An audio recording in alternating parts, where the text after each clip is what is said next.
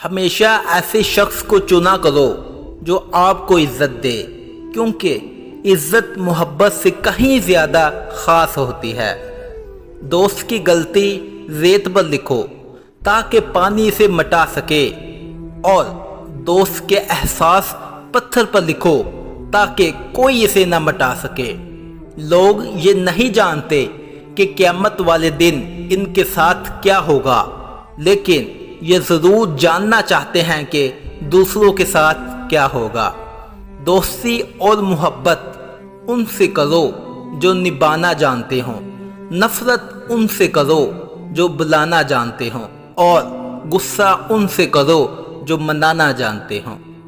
کسی کا دل توڑ کر معافی مانگنا تو بہت آسان ہے، لیکن اپنا دل ٹوٹ جائے تو کسی کو معاف کرنا بہت مشکل ہے۔